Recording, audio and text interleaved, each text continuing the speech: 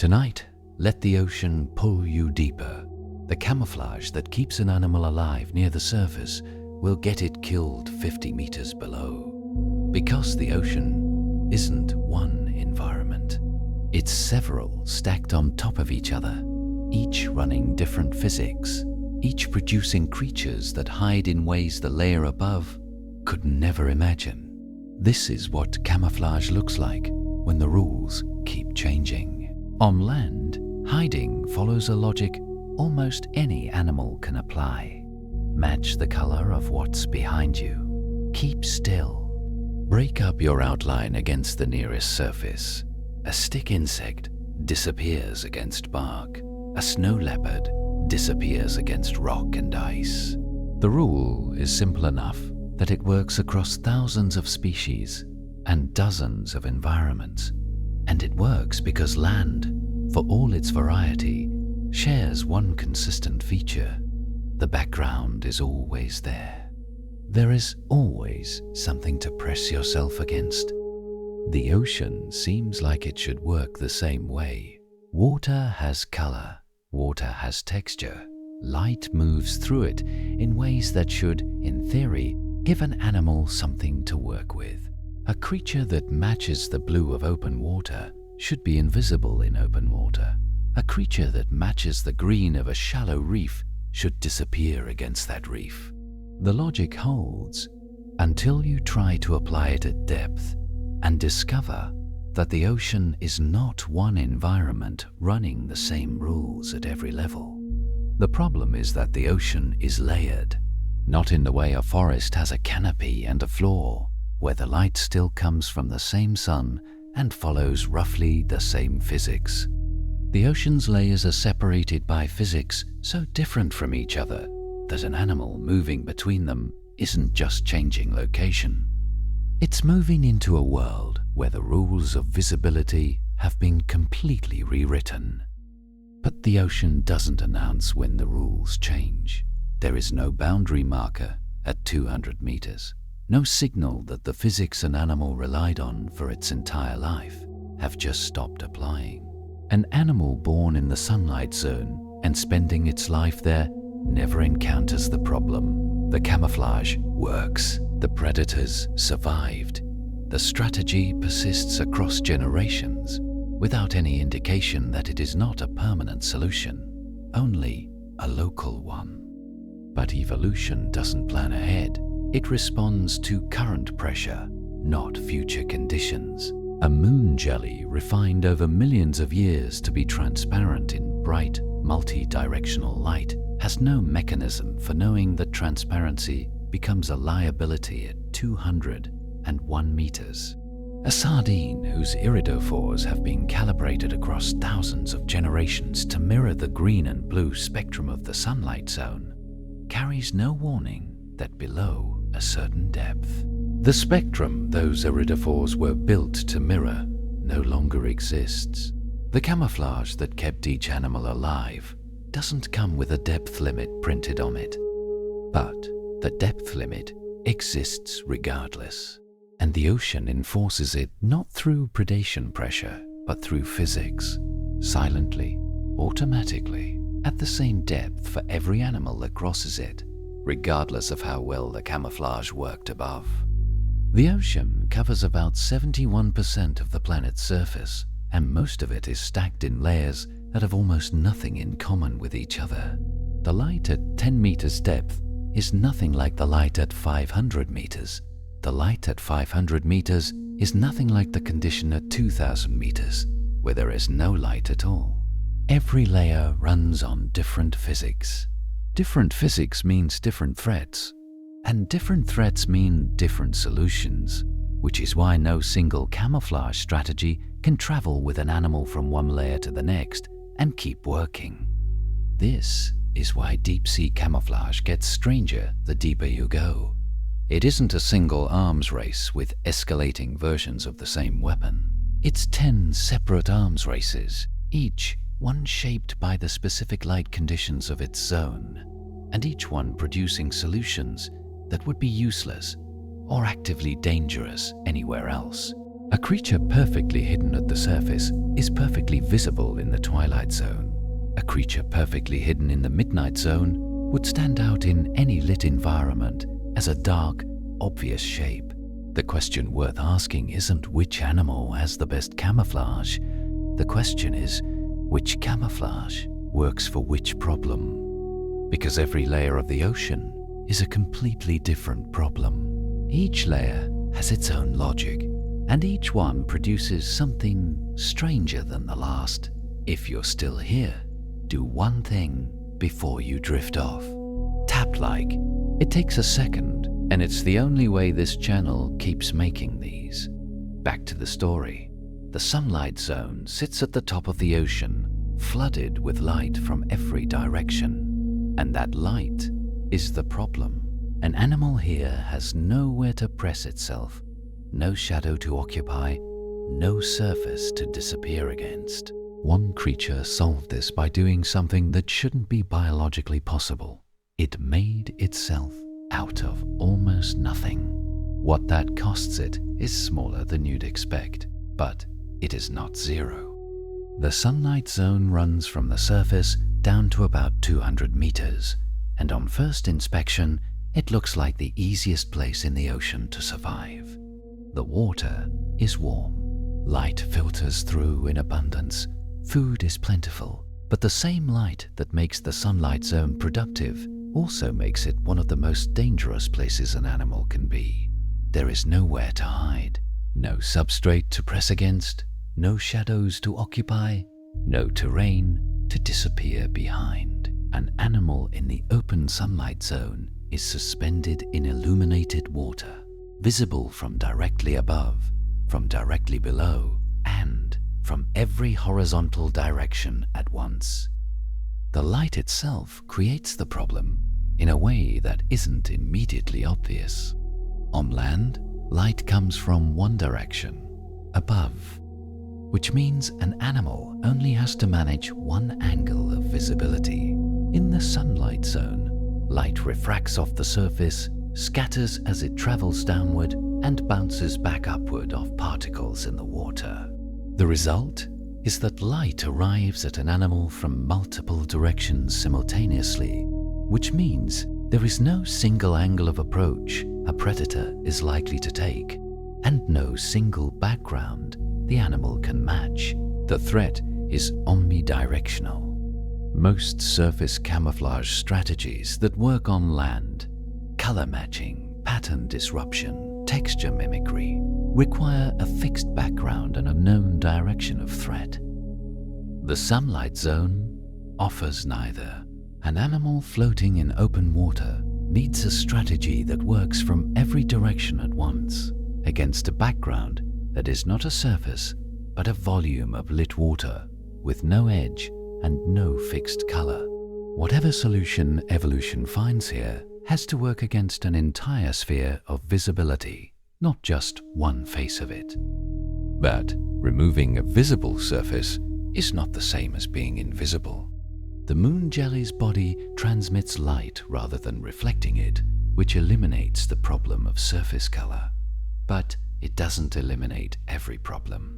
Light behaves in ways that don't care whether a surface intends to be visible. When light moves from one material into another with a different density, it bends, not dramatically, not in a way that would be obvious across a distance, but close enough, and at the right angle.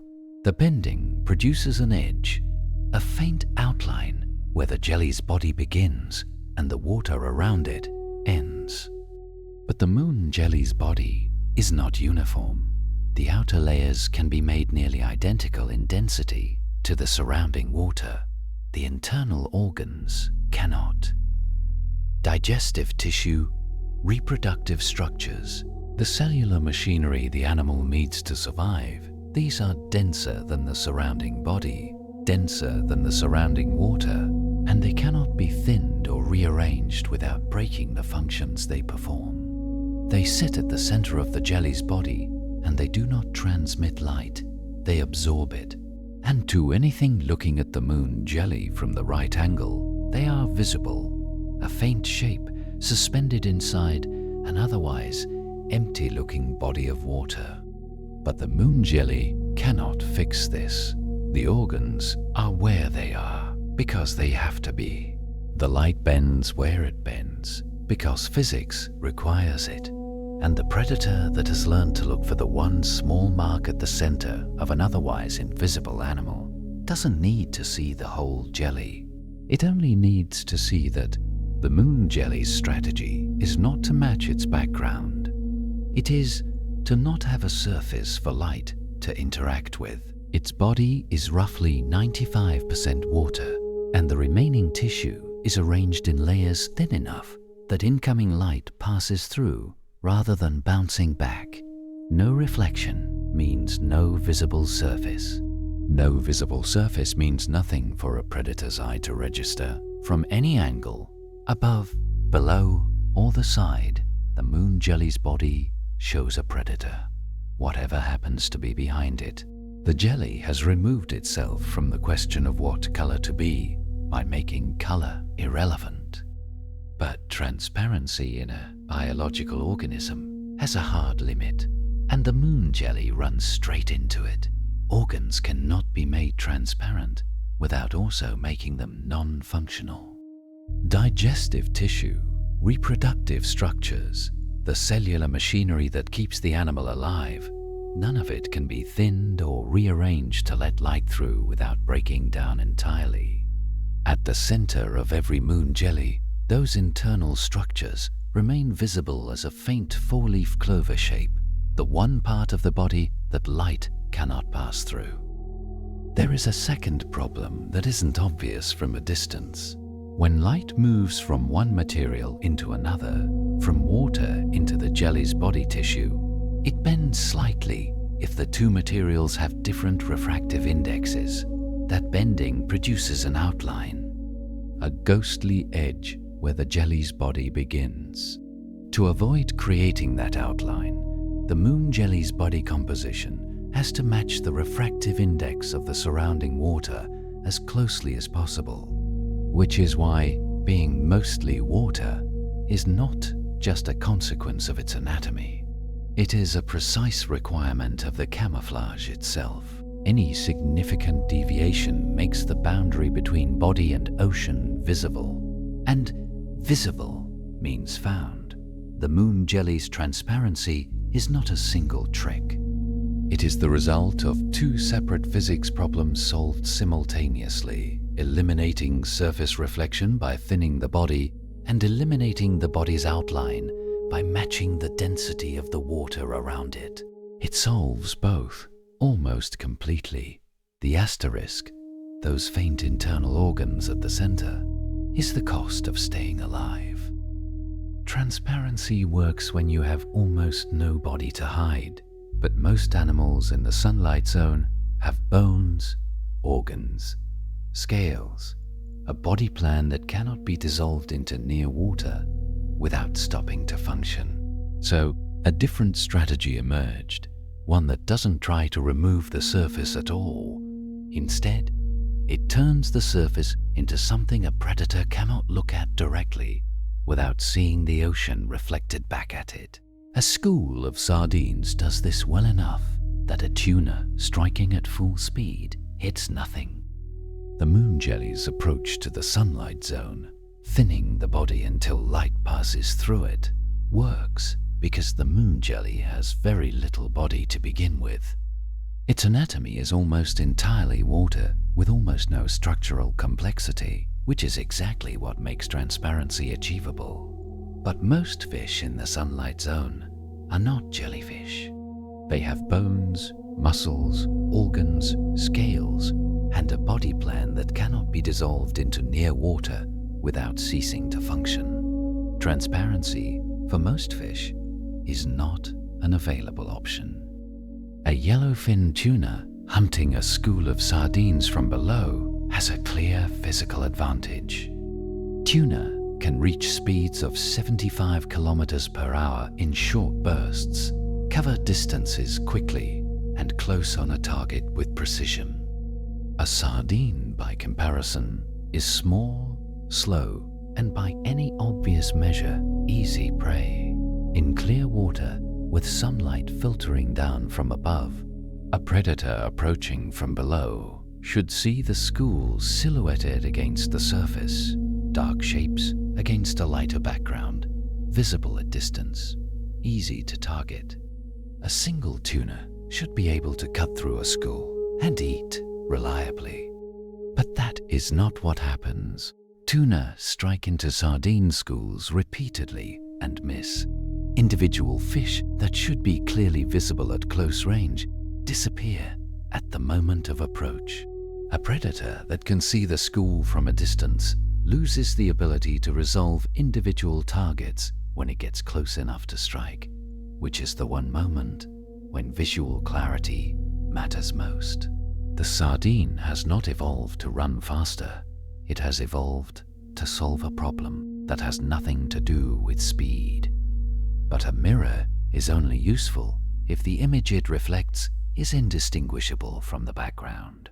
A sardine reflecting the surrounding water works as camouflage when the surrounding water looks the same from every direction. When the light is consistent, when the color of the water above, below, and to the sides is close enough that a reflected image of any of it reads as open water. In the sunlight zone, that condition holds most of the time, but it does not hold in every moment, from every angle, under every condition a predator might exploit. But a predator approaching from directly below sees a sardine against the bright surface above, and the iridophores, angled to reflect horizontally, were not built to manage that geometry. The mirror that works from the side cannot account for every angle a predator chooses. The sardine's flanks reflect the surrounding water outward precisely, but the geometry of a predator approaching from below is one the iridophores cannot redirect. The mirroring solves lateral visibility while leaving another approach partially unaddressed. But the sardine's individual camouflage system is therefore not complete on its own. The iridophores handle lateral visibility. That other angle requires something else. And in a school of thousands, the school itself partly solves it by turning the collective shimmer into a visual event too confusing to pass at close range.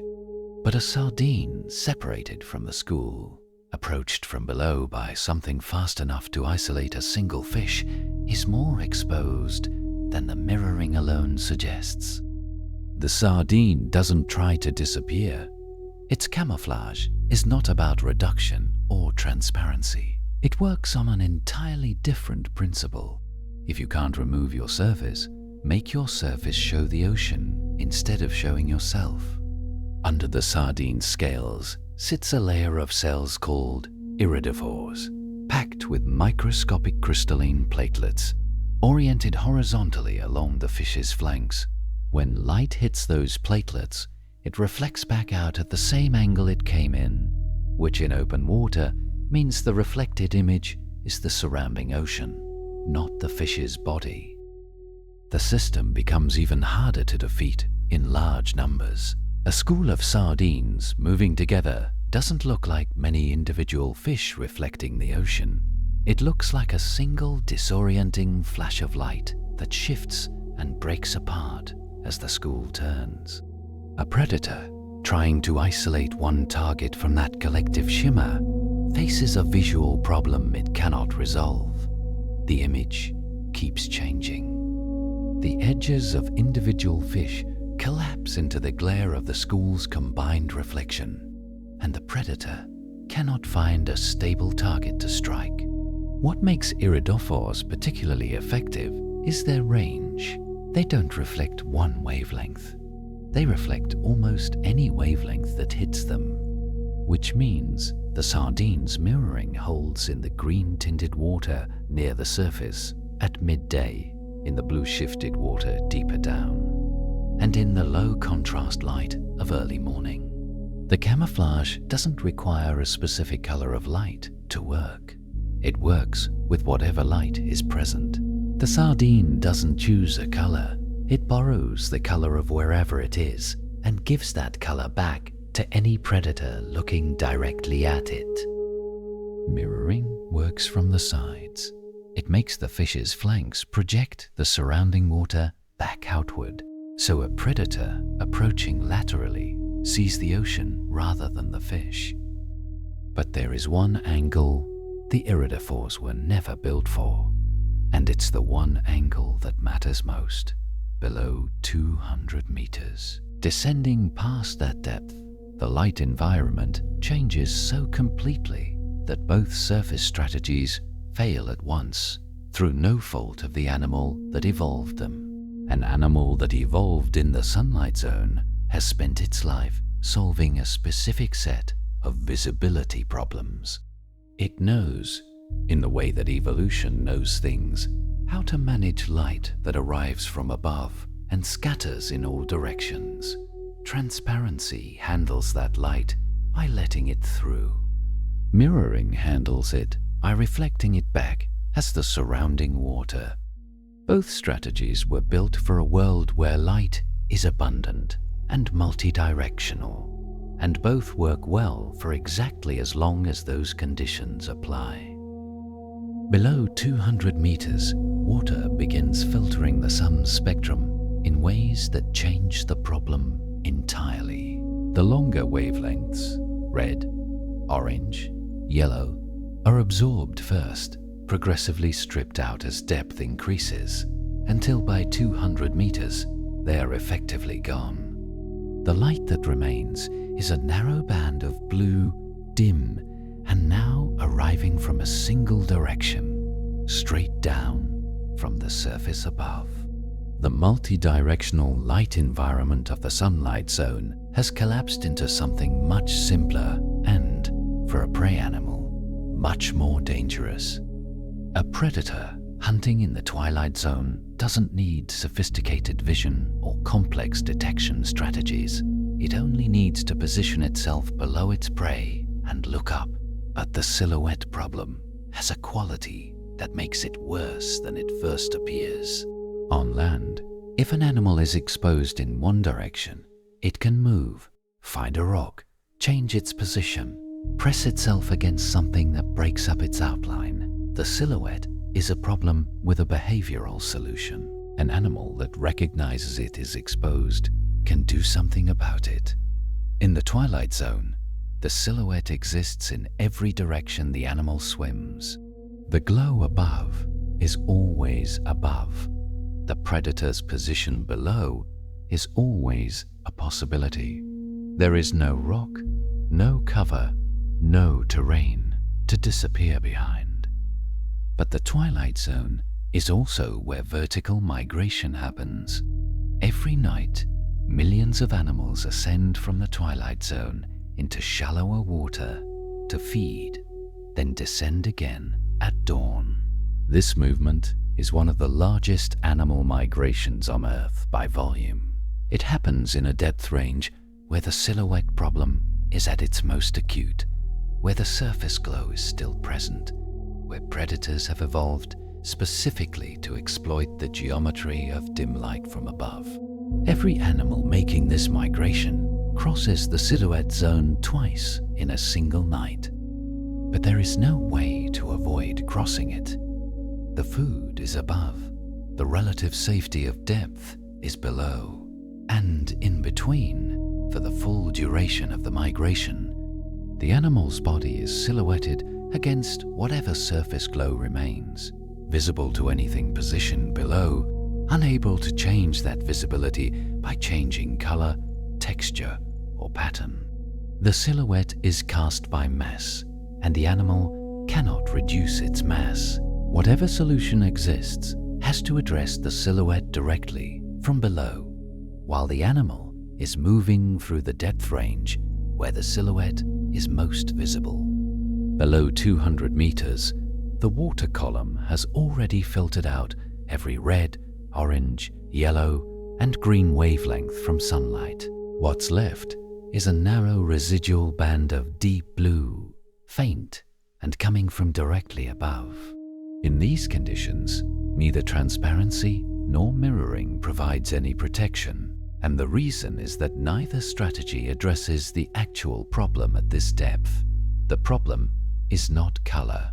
The problem is mass. Any object with physical mass passing through that dim blue glow from above blocks some of that light from continuing downward. A predator positioned below, looking up toward the faint surface light, sees the blocked light as a dark shape against a lighter background, regardless of what color the object is, regardless of whether it's transparent or reflective. The shadow is cast by the body's presence in the water, not by anything on its surface. Transparency eliminates surface reflection. Mirroring eliminates surface color. Neither eliminates the fact that a solid body intercepts light. The camouflage that cost millions of years to develop doesn't fail here because a smarter predator evolved. It fails because the light source moved behind the animal. The ocean's layered structure does the work automatically. Every creature that descends into the twilight zone crosses that threshold, already silhouetted against the glow it used to hide inside. And the silhouette is there whether or not anything is looking for it. In the twilight zone, the thing betraying every animal is not its color or its surface. It's the space its body occupies in water still faintly lit from above. Transparency doesn't help. Mirroring doesn't help. The silhouette exists because the animal has mass, and mass blocks light regardless of what the surface looks like. One 8-centimeter fish found the only solution that actually works here, and it requires producing light of its own, pointed in exactly one direction, calibrated continuously to match the glow it's competing with. The hatchet fish is not a large animal, 8 centimeters long, thin-bodied, with eyes tilted upward, a design that looks almost unfinished when seen up close. It doesn't have the speed of a tuna or the size of a deep-sea predator. It has no obvious defensive structure, no armor, no spines, and no behavioral strategy visible from the outside. It moves slowly through the twilight zone, migrating vertically every night, spending its daylight hours at depth and ascending toward the surface after dark to feed on the zooplankton that rise with the night. During those daily migrations, the hatchet fish crosses through a depth range where visibility conditions change continuously. At its deepest point, the ambient light from above is at its dimmest. As the fish ascends through the water column, the light above it gradually brightens. At its shallowest feeding depth, the surface glow is relatively strong compared to what it was hundreds of meters down. The hatchet fish's silhouette, the dark shape its body casts when anything below it looks upward, changes in intensity across this entire range. At the deepest point, the silhouette is faint. Near the surface, it is more pronounced. A predator positioned below the hatchet fish at any point during this migration has the same basic tool available. Look up, find the dark shape, close the distance. The hatchet fish cannot outswim most predators. It cannot change the physics of light absorption in the water above it. It cannot stop casting a silhouette by becoming transparent, because it has organs and bones and a body plan that cannot be made see-through. What it can do, the only thing that addresses the actual problem of being a solid object in a world lit from above, requires something entirely different from any camouflage strategy that came before it. But counter-illumination carries a problem the silhouette does not. A silhouette is passive. It exists because the animal exists, and it doesn't change unless the ambient light changes. Counter-illumination is active. The photophores produce light. Producing light requires energy, and energy in the twilight zone is not abundant. The hatchet fish spends its daylight hours at depth where food is scarce, migrating upward at night to feed on zooplankton near the surface, a migration it makes every single night of its life. The photophores run for the duration of that migration, but the calibration requirement makes this more demanding than it first appears. The photophores have to hit a precise output at every depth the fish passes through, close enough to the ambient light above to hold the match, but never so far off that the discrepancy becomes detectable from below. The margin is narrow, and the hatchet fish has no way to check its own underside to verify whether that margin is being maintained. The calibration happens automatically through sensory input collected from above, and the system works until the light above changes faster than the system can follow. But dawn is exactly that kind of change. As morning light increases at the surface, the ambient glow above a hatchet fish ascending in the water column brightens faster than any predictable rate. The fish descends in response, but the transition is not instantaneous, and during the descent, the photophore output and the ambient light may be mismatched long enough for a predator positioned below to detect a discrepancy. A patch of underwater light that is slightly too bright or slightly the wrong shade against the background it is supposed to match. The hatchet fish is 8 centimeters long. Along the length of its belly runs a series of small bioluminescent organs called photophores, each one producing a soft downward glow. The key word is downward. The light is emitted not in all directions, but specifically toward the predator positioned below. The output of those photophores is calibrated to match the faint blue light filtering down from the surface above the fish, the same light that would otherwise make the hatchet fish's silhouette visible. This strategy is called counter-illumination. Every night, the hatchet fish migrates upward into shallower water to feed, water where the ambient light above it is brighter. Brighter ambient light above means the fish needs brighter counter-illumination below to maintain the match. As the fish ascends, the photophores increase their output. As dawn arrives and the fish descends again, the output decreases to match the dimmer light at greater depth.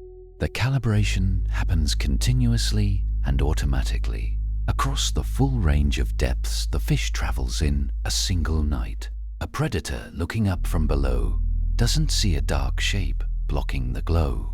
It sees what appears to be an unbroken field of dim blue light. The surface glow, continuous, uninterrupted. The hatchet fish has filled in its own silhouette with light that matches what the silhouette was blocking. The outline is gone, not hidden or colored over, but replaced precisely with the thing it was interrupting.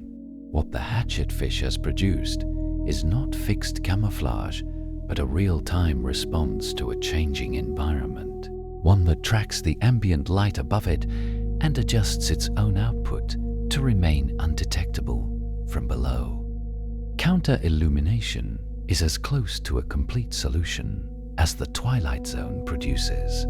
The hatchet fish runs its photophores every night across the full depth range of its migration, calibrating output in real time to stay invisible from below. But that system was built around one condition, that there is ambient light above to match. Take that condition away, and counter-illumination stops being camouflage.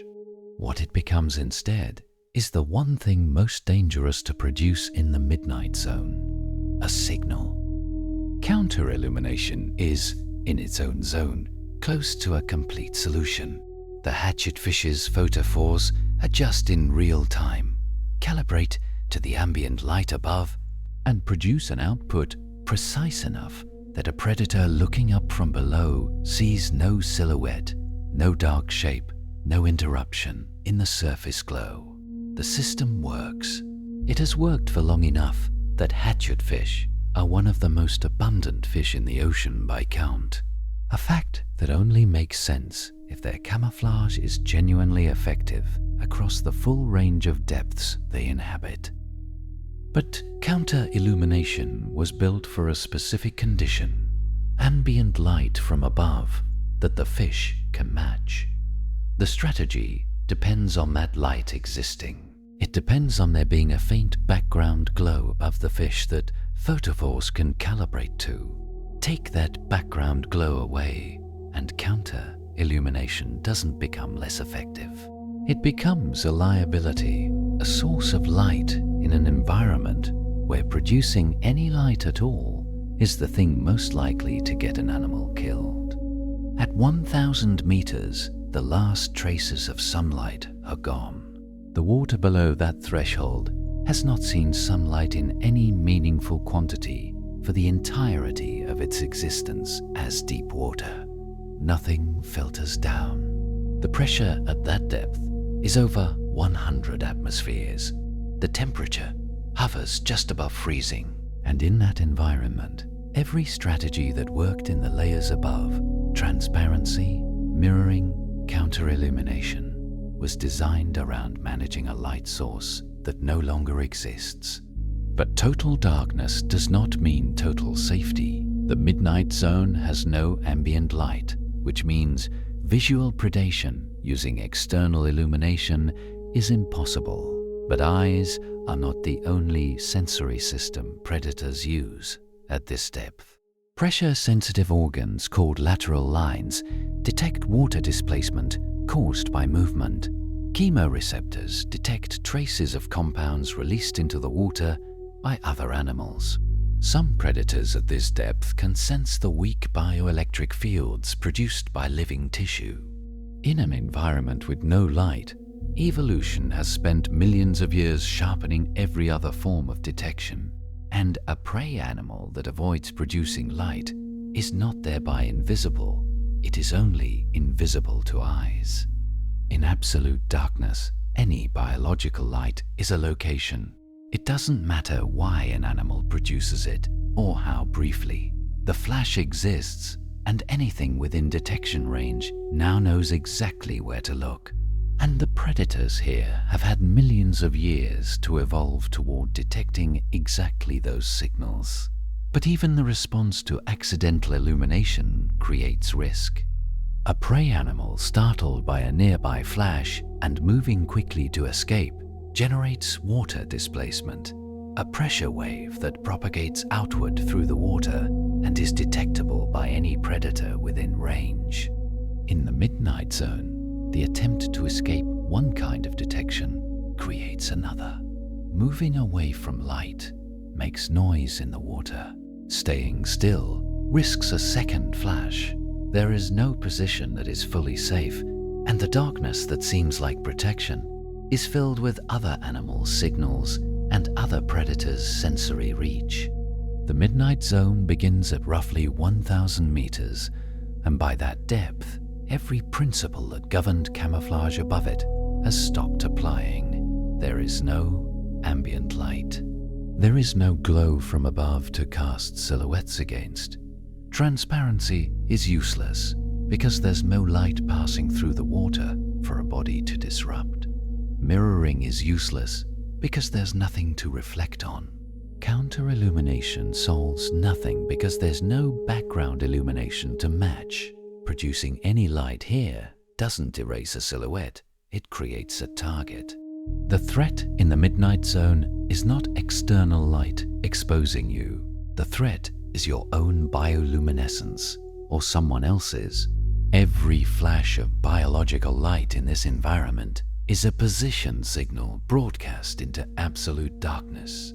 Any creature producing light for any reason has announced its location to every predator within detection range, and the predators here have had millions of years to evolve toward detecting exactly those signals. The camouflage problem in the midnight zone is the inverse of every shallower layer. Above, the challenge was to avoid being revealed by existing light. Here, the challenge is to avoid producing light, or, if you must produce it, to control it precisely enough that the danger doesn't follow. In a world of total darkness, being seen and being dead are often the same event, separated by seconds. Below 1,000 meters, the rules that governed every shallower layer have stopped applying entirely. There is no background to match, no glow to counter, no silhouette to erase, because there is nothing to cast one against. The threat in the midnight zone is not light exposing you. It is someone else's light finding you. Every flash of bioluminescence here is a location marker. The predators that thrive at this depth are not the ones that evolved better eyes. They are the ones that turned the danger of producing light into the mechanism of the trap itself. In the midnight zone, bioluminescence is not rare. A large proportion of the animals living at that depth produce some form of biological light, not because producing light is safe, but because bioluminescence has too many potential uses for evolution to leave it alone, even in an environment where light is dangerous. Some animals use it to startle predators. Some use it to communicate. Some use it in ways that are still not fully understood. The midnight zone is dark, but it is not without light. It is a world of carefully controlled, strategically deployed light, produced by animals that have had to balance the benefits of generating a signal against the near certain risk of being detected by whatever is waiting in the dark around them. For prey animals, this creates an impossible problem. Moving draws attention. Producing light draws attention. Being large enough for a predator's mechanoreceptors to detect draws attention. The best available option in the midnight zone, for most prey, is stillness and silence, producing no signal at all, moving as little as possible. Hoping that the darkness that makes hunting difficult for a predator makes prey equally invisible, but food in the midnight zone is scarce. An animal that holds still and waits passively cannot survive indefinitely. At some point, prey must move to find food, and movement in total darkness is detectable. Predators in the midnight zone evolved toward exactly this dynamic.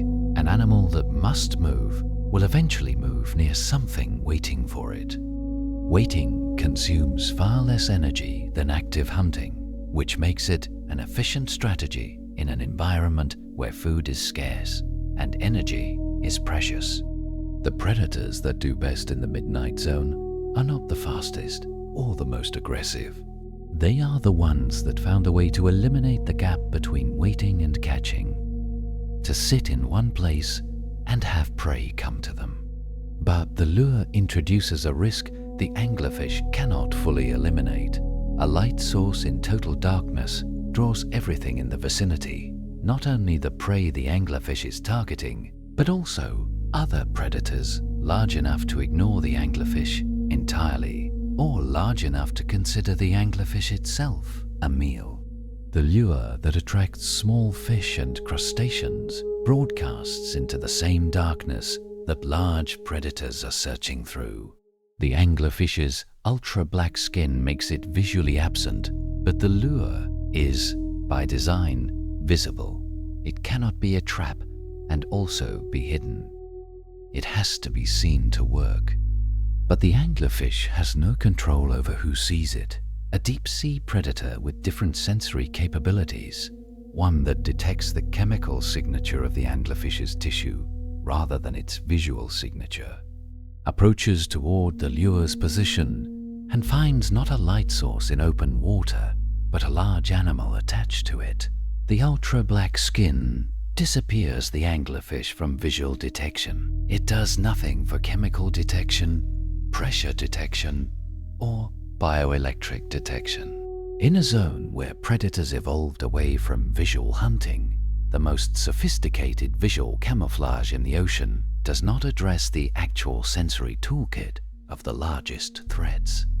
But the anglerfish sits in one place, a fish that cannot move quickly. The anglerfish is not built for speed. That produces a continuous light signal from a fixed position, is detectable by any predator that doesn't need eyes to find it. The lure that makes prey come to the anglerfish also marks the anglerfish's location for anything else in the water that is paying attention to the kinds of signals the ultra-black skin cannot suppress. The deep-sea anglerfish produces light, a soft bioluminescent glow from a modified spine dangling in front of its face. In the midnight zone, where any light source draws everything in the vicinity toward it, the anglerfish's lure does exactly what it appears to do. It attracts prey, small fish and crustaceans, drawn to any point of light in the void, swim toward the glow. The anglerfish waits, but the lure is not the full picture. It is the visible half of a two-part system.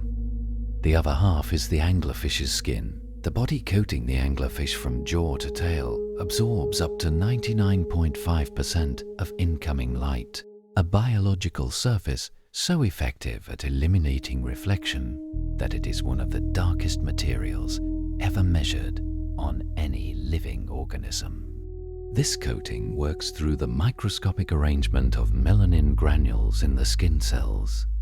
When a photon strikes the surface, instead of reflecting back, it is scattered into adjacent cells and absorbed, bounced deeper and deeper into the tissue until all its energy is gone. Nothing comes back. The surface doesn't appear dark the way a painted black surface looks dark. It appears as the absence of a surface entirely. Looking at ultra-black skin in the deep ocean is not like looking at something dark. It's like looking at a hole where the fish is. The lure glows, drawing prey toward a single visible point in the darkness. The body attached to that lure is invisible, not camouflaged against a background, but absent from the visual field completely. Prey swims toward the light and encounters a mouth they cannot see until they are already inside it. The camouflage and the trap are the same object. The light that draws prey in is produced by the same animal that disappears behind it. In the midnight zone, the anglerfish didn't find a way to hide. It found a way to make invisibility and predation run as a single operation. The anglerfish's system works because ultra-black skin absorbs nearly all incoming light and returns nothing, making the fish absent from the visual field of anything that swims toward its lure. But the midnight zone still contains bioluminescence, and bioluminescence occasionally illuminates surfaces it was never meant to reach. Deeper still, past 3,000 meters, where conditions compress beyond what the midnight zone produces, something unexpected appears among the animals living there. A color choice that looks, in any other context, like an error evolution should have corrected long ago. The anglerfish's ultra-black skin works in the midnight zone because the midnight zone's light environment is specific. Bioluminescence arrives in scattered, unpredictable flashes, and a surface that absorbs nearly all incoming light produces no reflection for a predator's eye to detect. The darkness is the camouflage, and the ultra-black skin allows the anglerfish to disappear inside that darkness rather than being outlined by it. As a system, it is nearly complete. A body that absorbs light, a lure that attracts prey, a mouth that closes before the prey has time to register what it swam into. But the midnight zone still contains bioluminescence. Light exists there, even if it is not ambient. It flashes, it pulses. It is produced by specific animals for specific purposes, and it occasionally illuminates surfaces it was never meant to illuminate. Ultra-black skin is specifically optimized to absorb that light and produce no return signal. The system depends on the light environment being what it is. Unpredictable flashes of bioluminescence in otherwise total darkness, where the absence of reflection is enough to make an animal effectively invisible. Deeper still, past 3,000 meters, into what oceanographers call the abyssal zone, conditions compress further, pressure increases, temperature drops toward near freezing, the sparse food that filters down from above becomes sparser. The animals living at abyssal depths are among the most isolated organisms on Earth, surviving in an environment that most life cannot reach and where the rules of visibility have narrowed to almost nothing. And among those animals, something unexpected appears, a color choice so counterintuitive that the first instinct is to assume evolution made an error. But the assumption that abyssal bioluminescence is always blue is not as absolute as it appears. Nearly all bioluminescence at abyssal depths is blue, but nearly all is not all. The condition that makes red camouflage work is a statistical regularity, not a physical law, and statistical regularities have gaps. But red camouflaged animals have no way to detect that gap. Their visual systems evolved in an environment where red light didn't exist as a meaningful signal, which means they developed no sensitivity to it. An animal that cannot detect red light cannot know when red light is present. It cannot respond to a red spectrum illumination source the way a surface-dwelling animal might respond to a flashlight, by freezing, hiding, or fleeing. The threat arrives in a wavelength the prey animal's sensory system is not equipped to register. The camouflage that works by absorbing blue light provides no information about what is happening in the wavelengths the animal cannot see. But the color cannot change. There is no behavioral adjustment available, no way to shift to a different strategy when conditions shift. An animal using counter-illumination can reduce its photophore output in response to changing light. Red coloration does nothing in response to conditions, because it was designed for conditions that don't change. And in the one scenario where those conditions do change, the animal has no mechanism to know it, and no alternative available. Below 3,000 meters, some animals are a saturated, unmistakable red. In any lit environment, red is one of the easiest colors for a vertebrate eye to detect. A red object in white light, or green light, or mixed daylight reflects its wavelengths back outward and announces itself clearly. But the abyss is not a lit environment. The only light that exists at abyssal depths is bioluminescence, and nearly all bioluminescence produced by deep-sea organisms is blue. Red and blue occupy opposite ends of the visible light spectrum. A red surface absorbs blue wavelengths rather than reflecting them. When a red animal in the abyss is illuminated by the only light source available, blue bioluminescence, the red surface absorbs that light and reflects nothing back.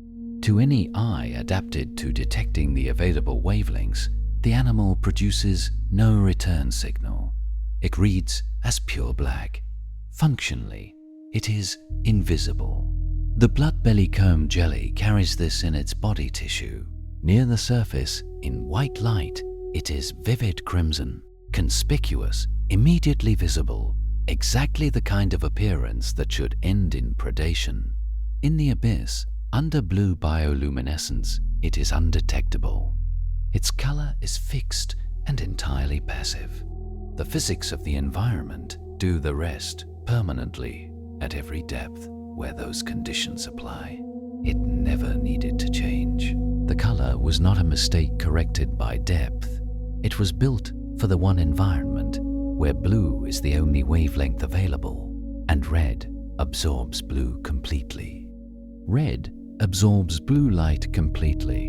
In the abyss, where nearly all bioluminescence is blue, a red animal reflects nothing back and reads as pure black to any eye adapted to the available wavelengths.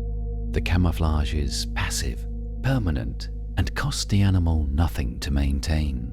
It works against every predator in the environment, because every predator in the environment is limited to the same blue wavelengths the red surface was built to absorb.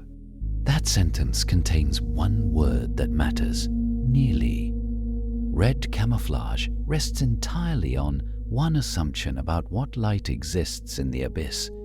That assumption has exactly one point of failure. Red camouflage in the abyss is passive. It requires nothing from the animal. No calibration, no energy expenditure, no behavioral adjustment. The blood belly comb jelly doesn't actively manage its camouflage. Its color is fixed at birth and remains fixed for life.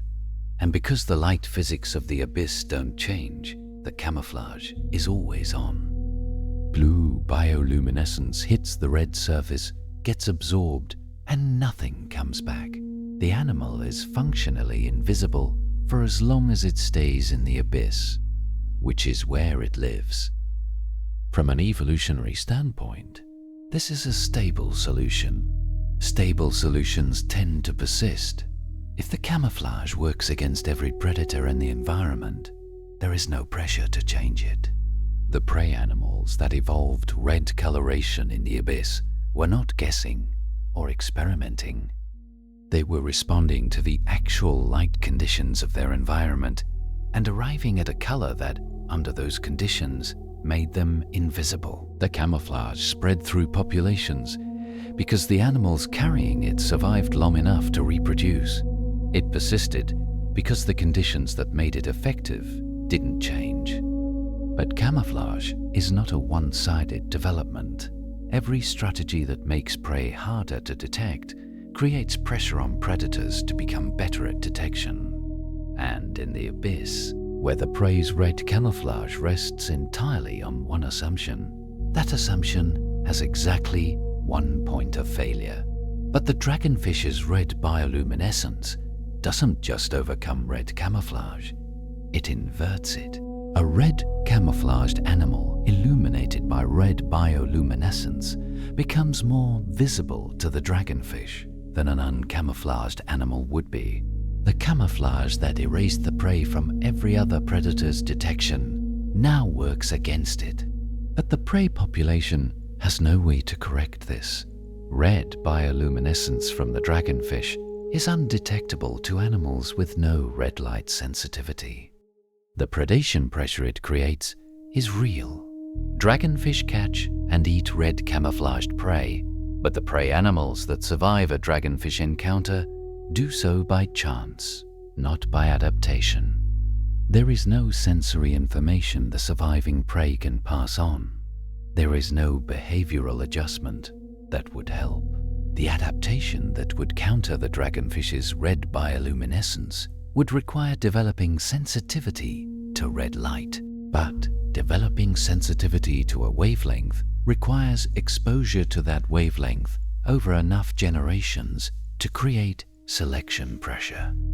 And the dragonfish's red light is rare enough that the selection pressure it generates is weak relative to the pressure that originally produced red camouflage. But the dragonfish's advantage therefore accumulates without detection. Red bioluminescence remains rare. The prey population remains adapted to an environment where red light doesn't exist as a signal. And the dragonfish continues hunting with a capability its prey cannot detect, cannot respond to, and cannot evolve a counter to at the pace the threat requires. The prey species, relying on red camouflage, have no capacity to detect red light. Their eyes evolved in an environment where red didn't exist as a signal, so there was no pressure to develop sensitivity to it, and without that pressure, the sensitivity never came. When a predator produces red bioluminescence, those prey animals have no mechanism for detecting the threat. The predator is visible. The prey is visible to the predator, and the prey has no way to know either of those things is true. The dragonfish is one of the only deep-sea species capable of producing red bioluminescence from its own photophores. In a zone where every other predator is limited to blue light, the dragonfish is hunting with a wavelength its prey cannot perceive. It can illuminate a red camouflaged animal, detect the reflected signal from its own red light, and close the distance, while the prey animal, unable to detect red light, registers no threat approaching, no light source nearby, nothing. The camouflage that made the prey invisible to every other predator in the abyss provides zero protection against this one. Red camouflage never evolved a counter to red bioluminescence because, for most of evolutionary history, red bioluminescence didn't exist in the abyss. The prey's camouflage was complete protection in the environment it evolved inside, an environment that dragonfish's photophores quietly rewrote. The red camouflaged animals of the abyss are not poorly adapted. They are precisely adapted to an environment that now contains one predator their adaptation cannot account for. It still works against every other predator in the abyss. Against the dragonfish, it fails completely, and the prey cannot detect the failure until the dragonfish is already there. The dragonfish produces red bioluminescence, one of the only deep-sea species capable of generating wavelengths that red camouflaged animals cannot absorb and cannot detect. The camouflage that made those animals invisible to every other predator in the abyss not only fails against the dragonfish, it makes them brighter targets than uncamouflaged animals would be. But the dragonfish is one predator in one zone, exploiting one gap. What it points toward is a pattern that runs through every camouflage system we've descended through tonight. And that pattern says something specific about what perfection actually means when the environment is what keeps changing. The dragonfish's red bioluminescence represents one specific crack in one specific camouflage system at one specific depth.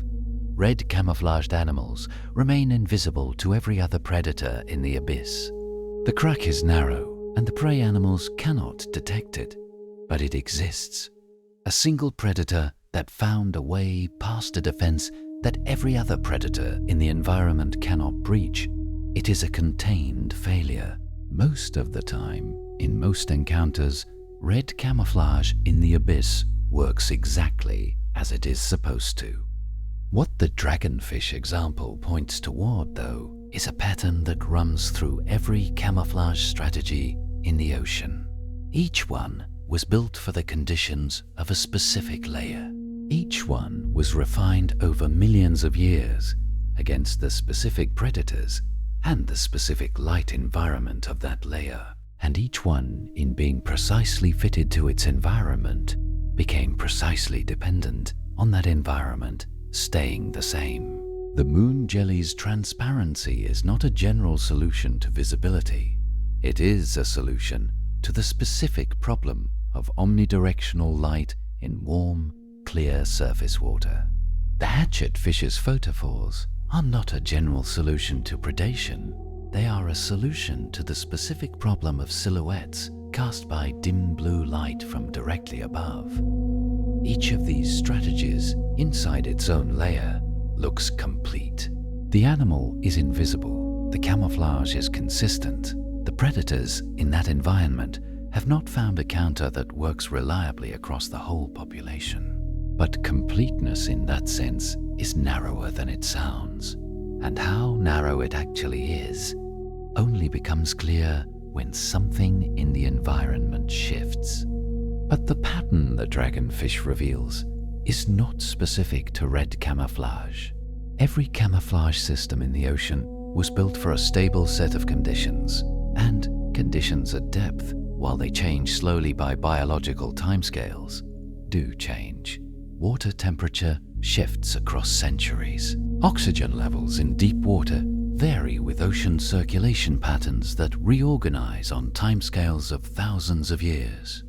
The wavelength distribution of bioluminescence in any given depth zone reflects the current composition of the animals living there, a composition that changes as species migrate, go extinct, or diversify into new depth ranges. The conditions that made each camouflage system complete are not permanent. They are currently stable. But the animals relying on those systems have no mechanism for detecting slow change. A moon jelly cannot sense that the refractive index of its body is drifting relative to the water around it as ocean chemistry shifts across generations. A hatchetfish cannot know that the spectral quality of the surface glow it is matching has changed slightly as the composition of surface water particles shifts. The calibration that each animal's camouflage performs is calibrated to current conditions, and current conditions in an ocean that has been changing for hundreds of millions of years are a temporary state the camouflage is borrowing against. Every camouflage system in this descent worked within its layer against the threats present in its environment. Each strategy produced animals that were genuinely difficult or impossible to detect. The moon jelly's transparency is effective in the sunlight zone. Counter-illumination erases the hatchetfish's silhouette in the twilight zone.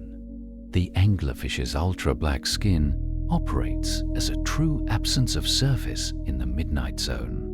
Red camouflage makes the blood bellycomb jelly invisible in the abyss under its specific light conditions. These are not partial solutions or evolutionary approximations. In their environment, they are close to complete, but none of them travel. Take the moon jelly below 200 meters, and its transparency still exists. Its organs are still hidden, its body still lets light pass through, and it is still visible as a dark silhouette against the surface glow, because transparency does not solve a silhouette. Take the hatchetfish's counter-illumination into the midnight zone, and the photophores become a broadcast signal in total darkness, announcing position to every predator in range.